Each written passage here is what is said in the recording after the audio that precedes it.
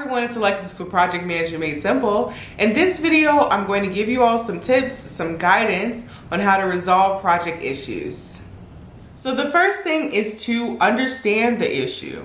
You would not believe, this may seem fairly obvious, but you would not believe how many times it happens where someone tries to jump in and resolve an issue that is not clearly understood.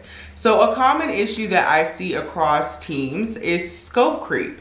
And so scope creep can look like, if you're working with a Scrum team, then you have work that, or not even just a Scrum team, but in any team, you know, when we're working in projects, you have a plan and you're noticing things are cropping up that aren't following your change management process. It's so easy to dive in there and to immediately kind of resolve that issue by telling the team, no, we are in our sprint, or no, we already have our plan and this is not according to plan and we cannot do this. But that does not get to the root of the issue, right? Scope creep is more of a symptom of an issue than an issue itself sometimes. And so what I mean by that is in the example that I'm giving, where for instance, I'm working with a Scrum team and we're working in our sprint or our iteration, and we're seeing that things are cropping into the sprint, things are being added, you know, without any consideration to impact. We need to be able to have a conversation to understand what exactly is the issue. What is causing this to happen, right? And so in understanding the issue, you also want to understand the impact. So if I'm working with my team and they've added something to our sprint, and it's not clear why this is happening, especially if this starts happening repeatedly, but also understanding at that first point, what caused this? So is it that we have an executive stakeholder who is basically like, hey, this is a must-have, we need to get this done, it's deadline driven, you know, really this is not a time for deciphering this, it has to get done. Well, then you know what? You take that into your sprint and you take a look at, okay, well, what's the impact? Even if this is something that we cannot say no to, we do have a duty to make that person aware of, like, hey, to say yes to this, there's going to be an impact in these other areas. And that gives that person an understanding of what is the result of the decision that they just made.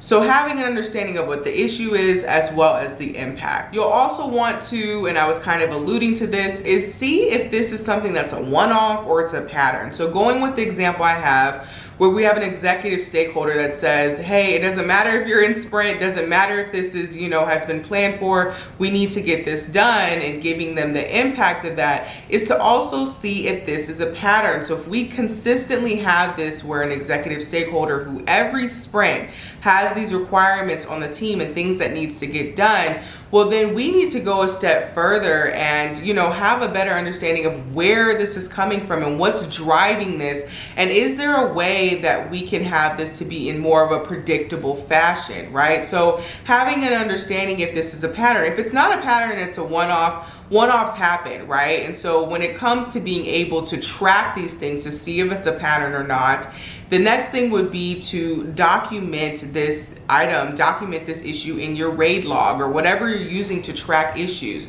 And that's going to be a way for you to facilitate this conversation, because when you're documenting it, you'll be documenting what the issue is, the impact, as well as what the action should be to resolve this issue, right? And so in the example I'm giving, to be able to see that this is a pattern, what we'll want to do is when we are tracking these issues regularly and we are reviewing them regularly, if we're seeing this happen over and over and over, making sure to update this particular issue to give the instances in which we are witnessing this issue and why this has been happening. So the next thing I would suggest when it comes to resolving project issues is to discuss with the decision maker what the impact is on the decisions that they are making.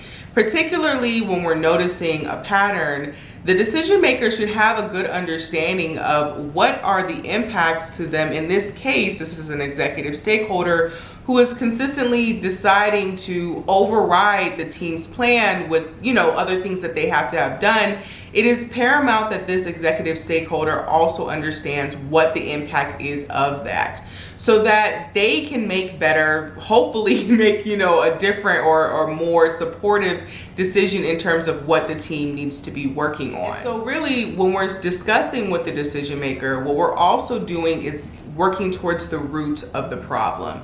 So I've noticed this in examples even with my team, where I have seen problems of scope creep. Like I said, it can be a common problem that teams face.